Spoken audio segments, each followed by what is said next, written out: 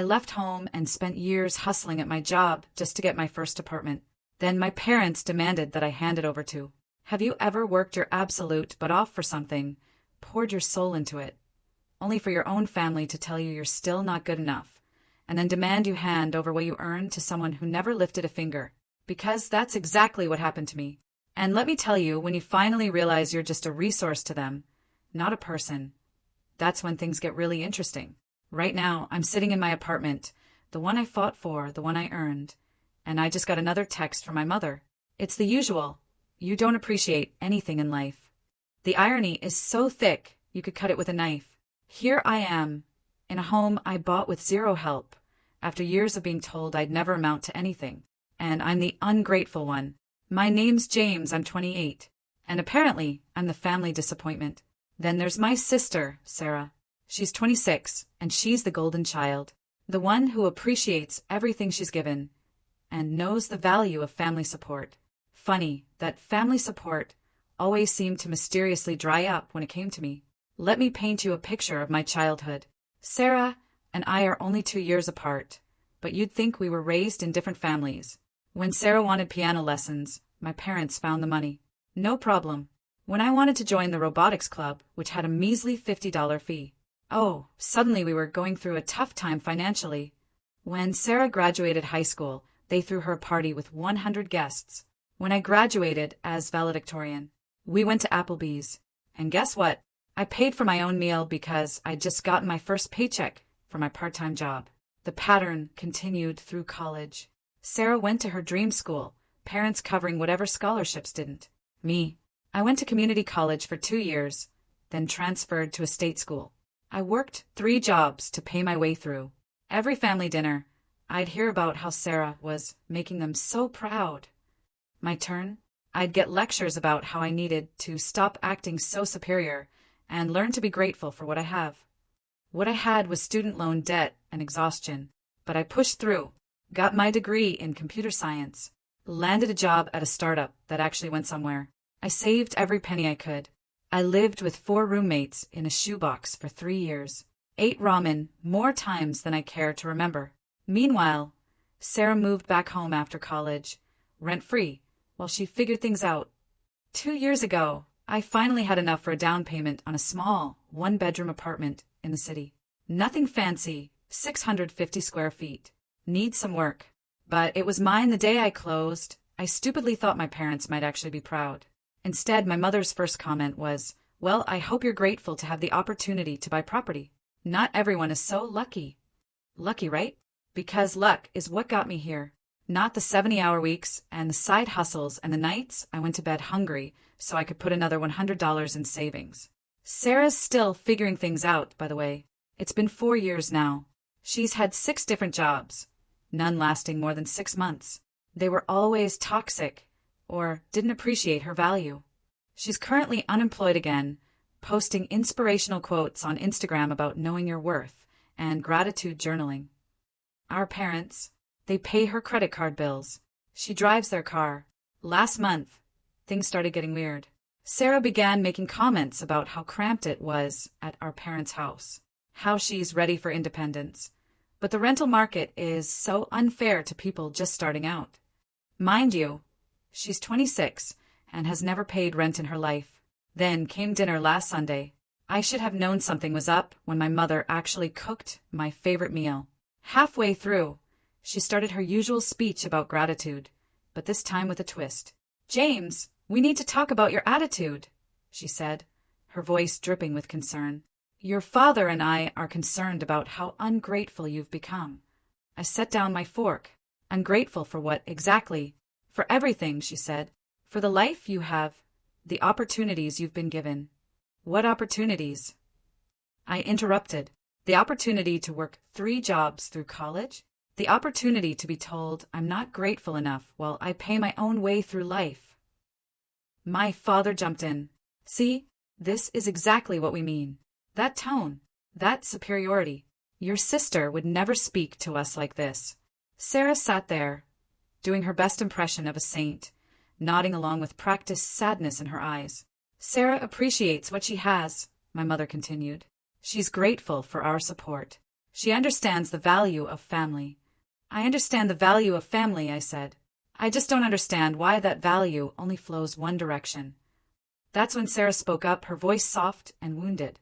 I've been thinking about getting my own place, but it's just so hard out there. The deposits, the credit checks, the proof of income. She sighed dramatically. I was looking at apartments like yours, James. Just a small place, nothing fancy. It must be so nice to have that security.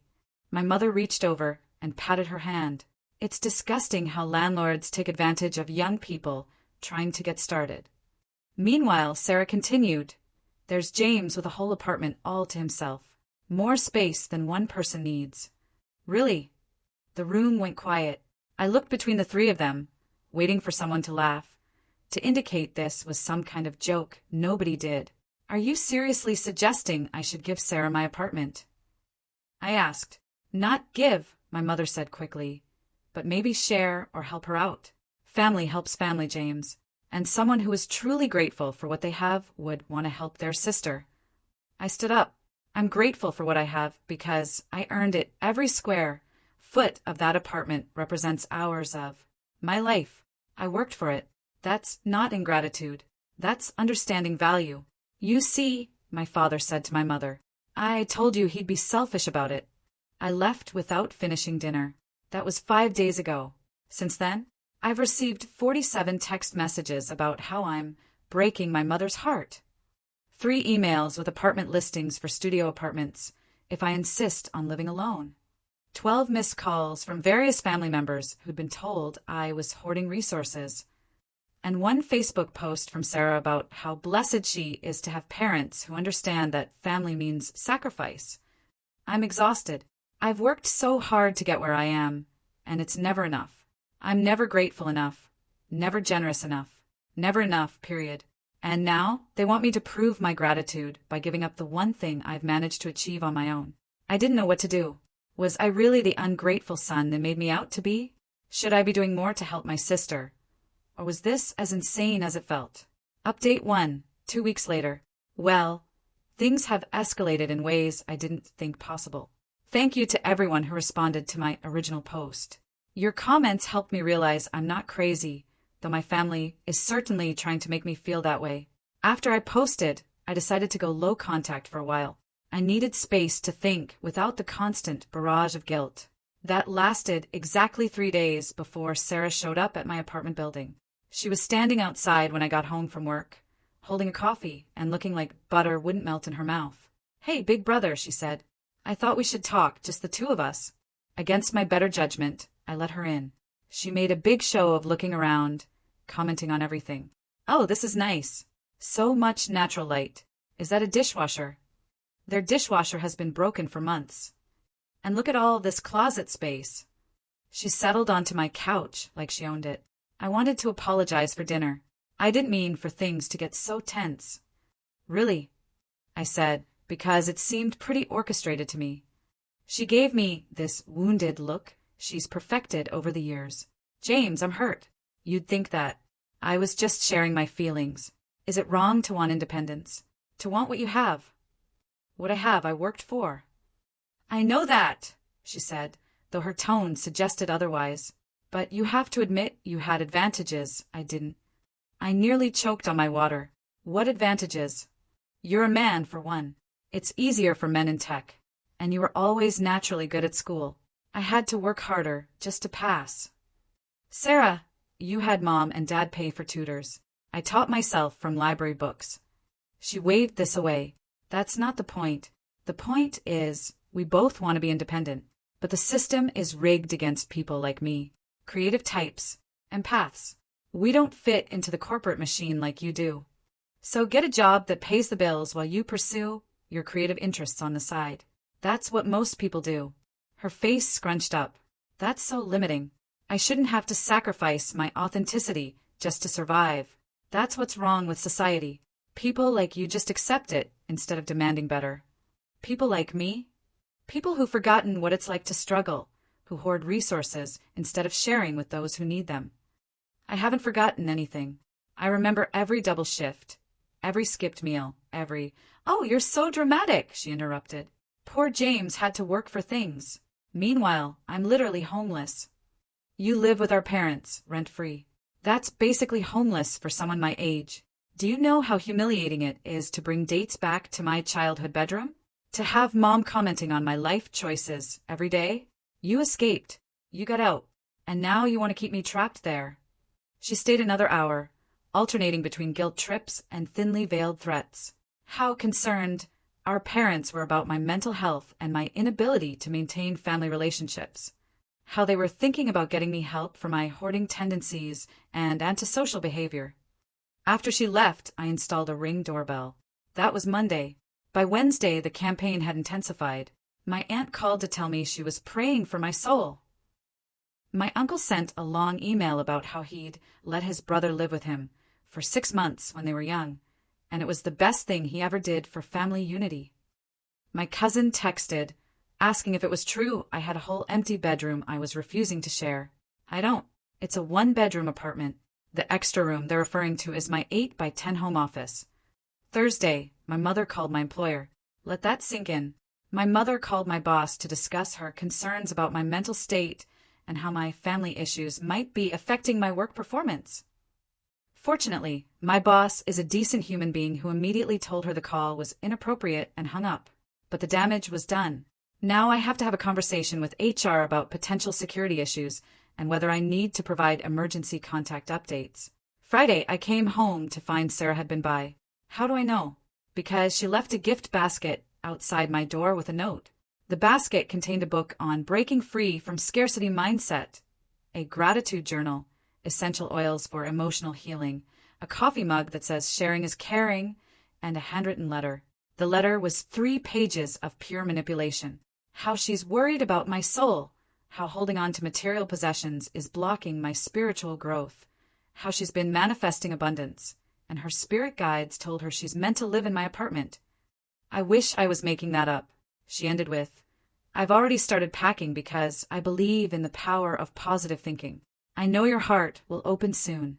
I'm ready to move in whenever you're ready to share. I'd be so grateful, unlike some people who take their blessings for granted. I took photos of everything and saved the letter. Something tells me I'm going to need documentation. The weekend brought a new development. My parents invited themselves over for coffee. They wanted to see the space to better understand the situation. I declined. This led to my mother showing up anyway, buzzing every apartment until someone let her in. I just want to understand. Why you're being so stubborn, she said through my door. Sarah would appreciate this place. She'd be grateful every single day. She'd probably even invite us over for dinner. I didn't open the door. Eventually, building security escorted her out. I'm now getting daily updates from various family members about Sarah's deteriorating mental health due to her housing insecurity. Apparently, she started a vision board with pictures of my apartment on it.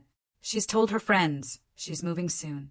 She's even started declining job interviews because they're too far from where I'll be living. The entitlement is staggering. But what's worse is how my entire family has bought into this narrative where I'm the villain, hoarding resources, while poor Sarah suffers. Nobody seems to remember that I worked for this, that I sacrificed for this, that this apartment represents years of my life. But sure, I'm the ungrateful one. Update 2, 1 month later. The last month has been a masterclass in family manipulation, and I've been taking notes. Literally. I started documenting everything because the gaslighting was getting so intense. I was starting to question my own memory. It started with the interventions. Yes, plural. The first one was disguised as a cousin's birthday dinner. I should have known something was up when Sarah RSVP'd yes to a party. She usually flakes on family events unless they're about her. Halfway through dinner, my aunt stood up with a prepared speech about family values and the importance of generosity. Then, one by one, family members shared how concerned they were about my selfishness. My cousin Michael talked about how he'd shared his Xbox with his brother growing up. My aunt reminisced about how her grandmother housed 12 people during the Depression. My uncle shared a Bible verse about camels and needles. Sarah sat there with tears rolling down her cheeks, occasionally whispering, "I just want to be independent," to whoever was sitting next to her. When it was my turn to speak, I said, "This isn't about sharing toys or temporary hardship. This is about my home, the apartment I bought with money I earned. If Sarah wants independence, she can achieve it the same way I did, by working for it. But the market is different now. Sarah wailed. It's impossible for people like me. People like you? I asked. Creatives, empaths, people who prioritize meaning over money. My mother nodded sympathetically. She's right, James. Your generation had it easier. I'm 2 years older than her. The dinner devolved from there. I left early, but not before my uncle cornered me to say he was disappointed and that my grandparents would be rolling in their graves at my selfishness. The second intervention was more subtle. My father asked me to help him move some furniture. When I arrived, it was just him, my mother, and Sarah in an empty room. They'd rehearsed this one. Son, my father started, we failed you somehow. We must have for you to turn out so cold. My mother dabbed at her eyes. Where did we go wrong? We tried to raise both our children with values. Sarah chimed in. I don't blame you, Mom. Some people are just born without natural empathy. It's not your fault. James is. She trailed off delicately. Is what? I demanded. Different, she said softly, unable to feel what others feel. It's actually sad. I feel sorry for you, James. Living alone in that apartment, no real connections, hoarding your resources like some kind of dragon. I walked out, but the seed was planted. Was there something wrong with me? Was I really the cold, unfeeling person they painted me as? Then came the social media campaign. Sarah started posting daily pictures of her cramped childhood bedroom with captions like, grateful for any roof over my head, blessed, #family first. Photos of apartment listings with one day manifesting independence, grateful heart. Inspirational quotes about how the universe provides for grateful hearts and those who share receive abundance tenfold. My mother shared every post with comments like, so proud of your grateful heart, sweetie, and your positive attitude inspires me daily. Other relatives piled on with hearts and prayer hands emojis. Then Sarah escalated. She started a GoFundMe. Help a grateful heart find housing, the title read. In the description, she painted herself as a struggling creative who'd been let down by the system and was just looking for a chance to prove herself. She mentioned having a brother who was successful in tech, but was unable to help due to his own struggles with empathy and connection. She raised $3,000 in 2 weeks from my own relatives when I confronted my parents about it, my mother said. Well, if you won't help her, what choice does she have? At least other people understand gratitude. The parking started 2 weeks ago. Sarah would park outside my building and just sit there. Sometimes she'd be on her phone, sometimes reading, sometimes just staring at my window.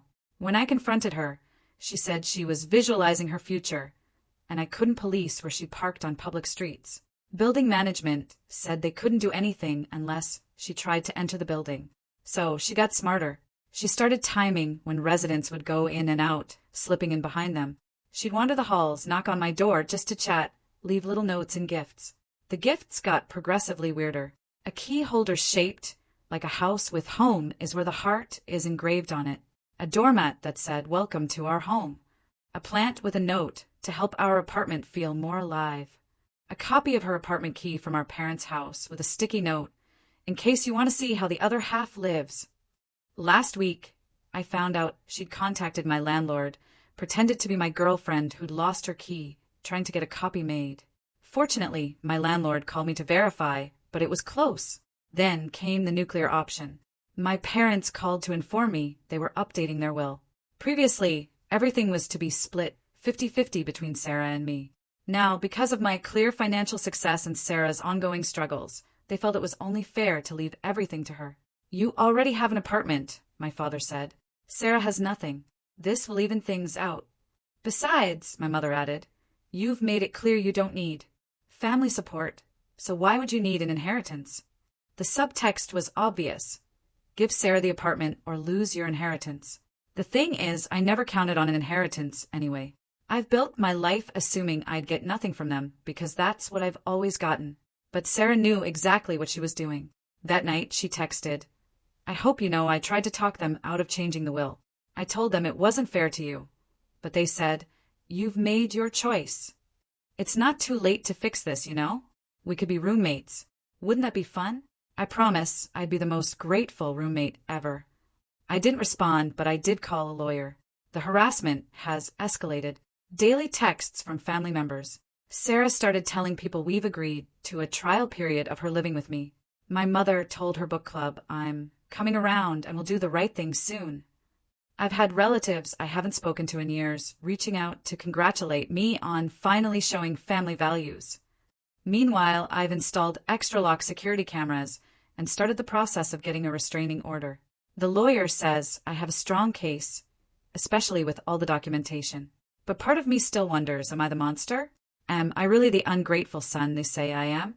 Or is this what it looks like when you refuse to enable a golden child who's never been told no? I guess I'll find out soon. My mother just texted that they want to have a final family meeting this weekend to resolve this once and for all. The fact that she called it final doesn't feel like a coincidence. Update 3. 3 weeks later, the final family meeting was everything I expected and worse. But something shifted in me between receiving that text and walking into my parents' house. I realized I'd been so focused on defending myself against their accusations of ingratitude that I'd missed the bigger picture. They were never going to see me as anything other than the ungrateful son. So why keep trying? I arrived at the meeting prepared. Legal documents in my briefcase, recording app on my phone, legal in my state, and a clear head. The whole family was there. Aunts, uncles, cousins, even my grandmother, who'd flown in from Florida. Sarah had staged the living room like a courtroom, with her sitting in my father's recliner like she was holding court. My mother started, tears already in her eyes. James, we're all here because we love you and we're concerned about the person you've become. The person I've become? I repeated slowly. You mean employed, independent, self-sufficient. Cold, my grandmother interjected. You've become cold, James. Where's the sweet boy who used to share his Halloween candy with his sister? He grew up and realized his sister was taking all the good pieces and leaving him with the Smarties, I said. Sarah gasped. I can't believe you're still holding on to childhood resentments. I'm not, I said. I'm pointing out a pattern that started with Halloween candy and apparently ends with real estate. My father stood up. Enough, James. This is simple. Your sister needs help. You have the means to help her. The fact that you refuse shows us who you really are. And who is that? I asked. Someone who values money over family. Someone who hoards resources while his sister struggles. Someone who worked 70-hour weeks while Sarah posted inspirational quotes on Instagram. I interrupted. Someone who paid his own way through school while Sarah got a free ride. Someone who bought his own place while Sarah refused every job that didn't align with her values. My aunt clutched her pearls. Listen to yourself. So bitter. So ungrateful. That's when I laughed. Actually laughed. You know what? You're right. I am ungrateful. The room went silent. I continued, mostly to them. I'm ungrateful for parents who see my success as something to be redistributed rather than celebrated. I'm ungrateful for a sister who views my hard work as her safety net. I'm ungrateful for a family that calls me selfish for keeping what I earned. I paused, letting the words sink in. I'm ungrateful for years of being told I'm not enough, not grateful enough, not generous enough, not family-oriented enough. So, let me make this crystal clear. I will never, ever give Sarah my apartment.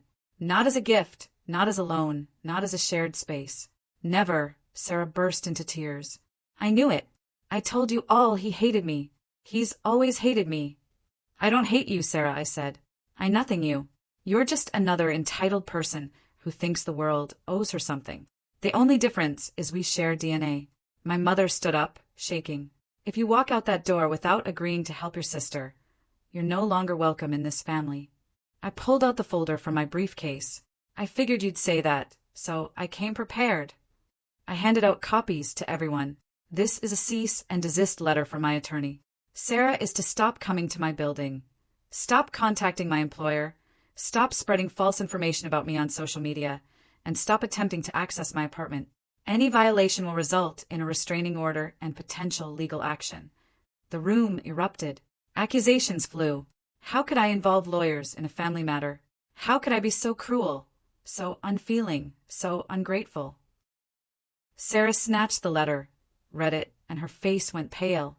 You're serious? You're actually choosing your apartment over your family. No, I corrected. I'm choosing my self-respect over your entitlement. There's a difference. I stood to leave. My father blocked the door. You're making a mistake, son. Family is forever. That apartment is just stuff. That stuff represents years of my life, I retorted. Hours worked, meals skipped, sacrifices made. If family is forever, where was that family when I was struggling? Where was that family when I needed help? Oh, right. They were too busy making sure Sarah had everything she needed. We did our best, my mother wailed. No, you did your best for Sarah. For me, you did the minimum. And now you want me to be grateful for that? Fine. Thank you for the minimum. Thank you for teaching me to rely on myself. Thank you for showing me that family love comes with conditions and price tags. I'm grateful for all of it because it made me who I am, someone who doesn't need you. I pushed past my father and left. Behind me, I could hear Sarah, screaming about how I was ruining her life, and my mother sobbing about where she went wrong. My phone started buzzing before I even reached my car. Texts, calls, voicemails. I turned it off.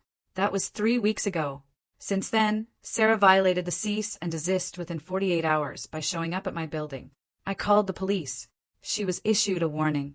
She violated it again by having flying monkeys contact my employer. I filed for a restraining order. It was granted.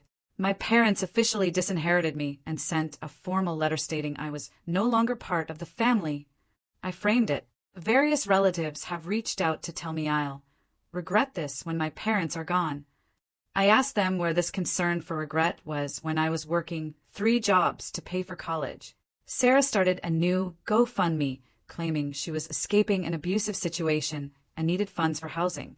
It was taken down after I provided evidence of her harassment, as she's now living with her aunt, who's already complaining on Facebook about Sarah's temporary stay extending indefinitely. I've changed my locks, upgraded my security system, and started therapy to deal with a lifetime of gaslighting I apparently normalized. My therapist says I'm not ungrateful.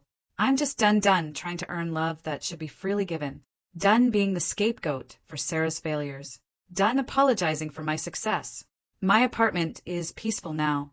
No surprise visitors, no manipulation disguised as concern. No guilt trips over Sunday dinner. Just me, my space, and the satisfaction of knowing I earned every square foot of it. I've started reaching out to friends I distanced myself from because my family didn't approve. I'm dating someone new who can't believe my family expected me to give away my home. I'm even considering a promotion that would require relocation, something I never would have considered before because family stays close. The other day, I ran into a mutual friend who'd heard Sarah's version of events. Is it true you made your sister homeless? She asked, eyes wide with judgment. No, I said simply. I just stopped being her safety net. She's an adult with parents who coddle her, relatives who fund her, and a college degree she refuses to use. If that equals homelessness, that's a choice she's making. But she's your sister, and I'm her brother. The friend huffed and walked away, probably to report back to Sarah. I don't care. I'm done caring what they think. Done defending myself. Done trying to prove I'm grateful enough. Because here's what I've learned. They don't want my gratitude. They want my submission. They want me to be grateful for the scraps, while Sarah gets the feast. They want me to work hard, so Sarah doesn't have to. They want me to achieve, so Sarah has something to claim. Well, they can want all they like. This ungrateful son is done giving. My apartment is small, but it's mine. My family is gone, but they were never really mine anyway. My future is uncertain, but for the first time, it's actually mine to decide. And for that, I'm genuinely, authentically, unapologetically grateful. Final update. 3 months later. I wasn't planning to update again, but something happened yesterday that felt like the universe's way of saying, you made the right choice. So here we are. First, let me catch you up on the last 3 months. Life without my family's constant criticism has been enlightening. I didn't realize how much energy I was spending defending myself until I stopped. My work performance improved so much I got promoted. My anxiety, which I had attributed to work stress, virtually disappeared. Turns out it was family stress all along. Sarah, from what I hear through the grapevine, has been kicked out of 3 relatives' homes. The pattern is always the same. She moves in temporarily, refuses to contribute or follow house rules, creates drama, and gets asked to leave. She's currently couch surfing and telling anyone who listens that I ruined her life by being too selfish to share. My parents sold their house. Apparently, supporting Sarah's lifestyle while retired wasn't sustainable. They're now in a small apartment, still funding her daily Starbucks and yoga classes. Still convinced she just needs the right opportunity. They've told everyone they downsized by choice to simplify their lives, not because their golden child bled them dry. I know all this, not because I've been in contact, but because relatives periodically reach out to update me, always ending with some variation of, "Don't you feel guilty?" No, I don't. I feel free. But yesterday was chef's kiss perfect. I was having lunch at a cafe near my office when I heard a familiar voice. Sarah at the table behind me on what was clearly a job interview. I kept my back turned and listened. "I'm just looking for a company that values authenticity," she was saying. "My last few positions weren't good fits because they expected me to compromise my values for corporate profit." The interviewer asked about her work history, noting the gaps. "Oh, I've been dealing with some family trauma," Sarah said, her voice dripping with practiced sorrow. "My brother, he's in tech, very successful. He basically made me homeless. I've been focused on healing and gratitude work, but I'm ready to channel that pain into productivity." The interviewer made non-committal sounds and asked about her skills. "I bring emotional intelligence, creativity, and gratitude to everything I do. I believe in manifesting success through positive energy rather than toxic hustle culture." "That's interesting," the interviewer said, "but what about practical skills?" The posting mentioned Excel proficiency, project management experience. "Oh, I don't believe in limiting myself with labels like proficient or experienced. I'm a quick learner when I'm passionate about something." The interview didn't last much longer. After the interviewer left, I heard Sarah on the phone, presumably with our mother. Another toxic interviewer. They were so focused on experience and skills. "I know, Mom. I'm too authentic for these corporate drones. No, I can't take a minimum wage job. That would be going backwards. The universe has bigger plans for me." Then she said something that made me glad I was recording on my phone, a habit now. Maybe I should try again with James. He seemed close to breaking at the family meeting. If I just show up enough times, he'll have to let me in. Possession is 9/10 of the law, right? Once I'm in there, it'll be harder to get me out. I paid my check and left before she could spot me. But I sent the recording to my lawyer, just in case. Last night, I had dinner with my girlfriend, Rebecca, who's been incredibly patient with this whole saga. She asked me something no one in my family ever did. "Are you happy?" I thought about it. My apartment, small as it is my sanctuary. My job, demanding as it is rewarding. My relationship, new as it is healthy. My bank account, modest as it is growing. My life, imperfect as it is mine, yeah, I said. I really am. "Then you did the right thing," she said simply. This morning, I woke up to a text from an unknown number. It was a cousin I haven't heard from in years. "Hey, James. Heard about everything with Sarah. Same thing happened with my brother 10 years ago. Parents enabled him until they couldn't anymore. I walked away. Best decision ever. Proud of you. Turns out there's a whole underground network of black sheep who've escaped family dysfunction. We're planning to meet up next week. The Ungrateful Kids Club, we're calling it." I still get moments of doubt when I see happy families on social media. When coworkers talk about Sunday dinners with their parents. When I realize I'll probably never meet my future nieces or nephews. But then I remember the family I lost wasn't the family in those pictures. It was a family that saw me as a resource, not a person. Sarah's still out there, probably at another cafe manifesting an apartment she'll never work for. My parents are still enabling, still wondering where they went wrong with me, while blind to where they went wrong with her. The relatives are still gossiping, still judging, still waiting for me to come to my senses. And me? I'm still here, still working, still building, still grateful. Just not for the things they wanted me to be grateful for. I'm grateful I learned early that love shouldn't come with a price tag. I'm grateful I discovered the difference between family and relatives. I'm grateful I chose myself when no one else would. Most of all, I'm grateful for that tiny apartment that started this whole war. It's more than just 650 square feet. It's proof that I can take care of myself, that I don't need their approval, that I'm enough just as I am. So, to anyone out there being called selfish for protecting what you've earned, ungrateful for wanting boundaries, or cold for refusing to enable, you're not crazy. You're not mean. You're not broken. You're just done, and that's okay. In fact, it's more than okay. It's necessary. Trust me. From one ungrateful child to another, the view from the other side is worth it. Have you ever found yourself in a similar situation, where your family just couldn't see your worth unless you were sacrificing for someone else? Tell me your story in the comments. I'd really love to hear how you handled it.